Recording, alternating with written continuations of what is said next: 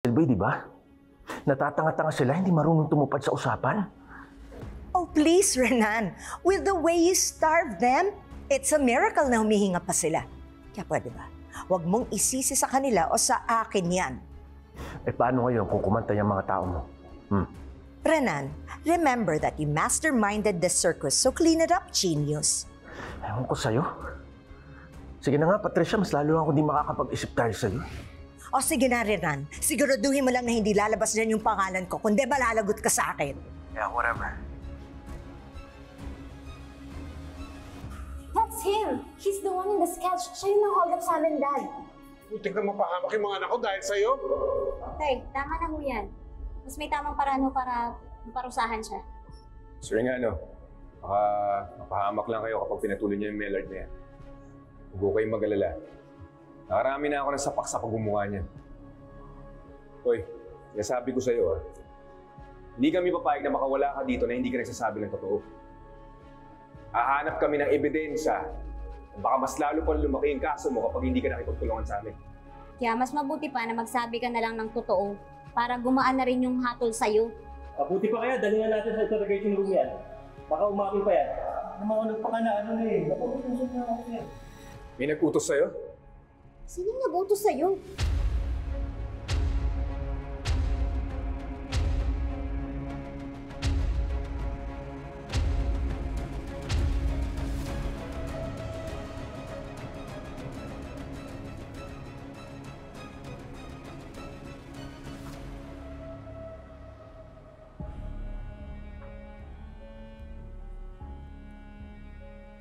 Attorney Alon, umamin na ang hold-upper na pag-utusan daw siya.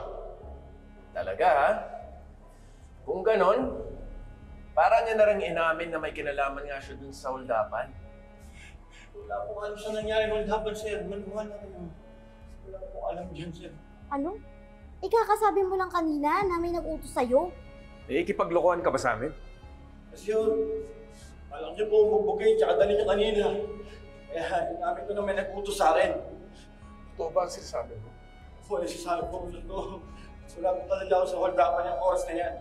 Totoo nga po, kasama ko po yung shota ako nun eh. Nag-aanong pa nga kami nun, di ba? Diba? Love, kasama tayo nun, di ba? Nag-aanong pa nga tayo nun. Opo, totoo po yung sinasabi niya. Magkasama po kami ng mga panahon yun. Ito nga po, ito po yung pruweba.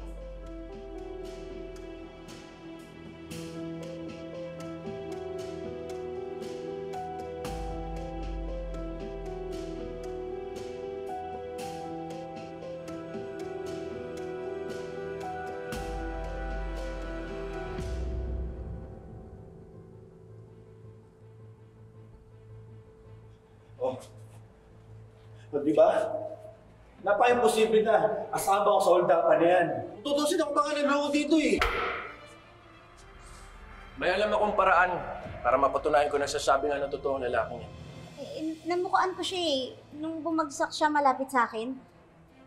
Kaya sigurado ako, Attorney Alon, nakita mo din siya eh. Di ba siya yun? Ayun naman pala, Attorney Alon. Kung nakikilala mo siya, ba't di mo na sabihin so we can press charges? Baka pa next 10 taon na sa buong buhay ko eh. Saan nakikita yan? Siya. Tumahimik ka!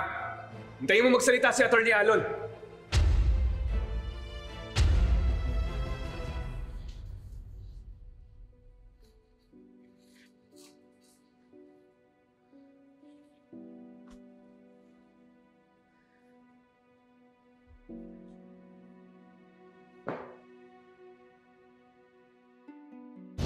Okay lang po talaga ako, attorney. Hayaan niyo po. Kayo po unang lalapitan kapag kailangan ko po ng tulong. Good. And I hope that you keep that promise, okay? Sabrina, don't let anyone take advantage of you. At palagi mo tong tatandaan that there are laws to protect you. And you have people like us that are willing to fight for your rights.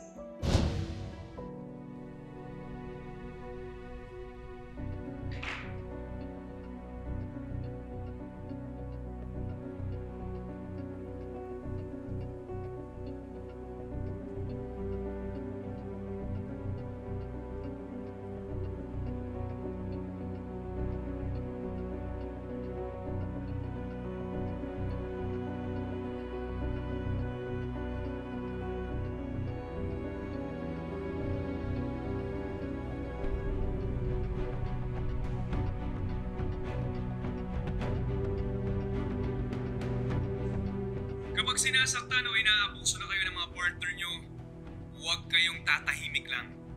Those kinds of abuses should never be ignored. Abay, magsumbong na agad kayo sa kinauukulan. Para boom, yari siya.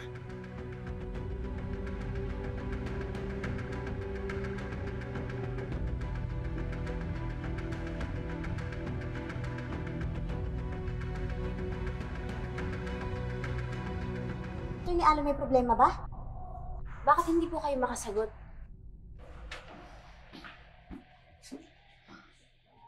Ano gagawin mo sa akin? Upa niya ba ako? Ha?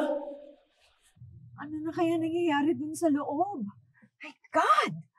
Baka kumakanta na yan si Mellard. Kahit kailan talaga yung mga tauhan mo, palpak, Vivian! Grabe ka naman, ma'am. Ang tagal mo na napakinabangan, ganyan pa rin ang hirit mo.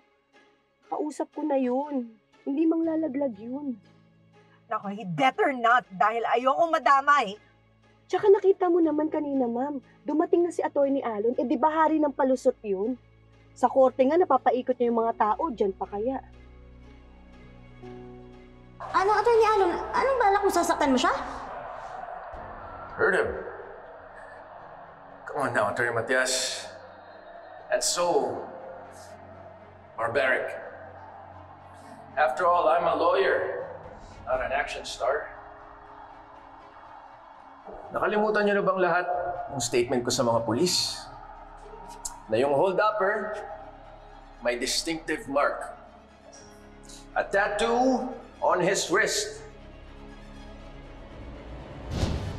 Natatandaan ko lang may parang marka siya sa wrist, parang tattoo. Ano bang siguro pag makita ko, baka maalala ko.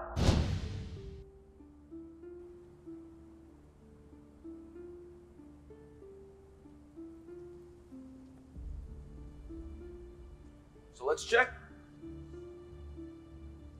May nakikita ba tayong mark o tattoo sa wrist ng lalaking to?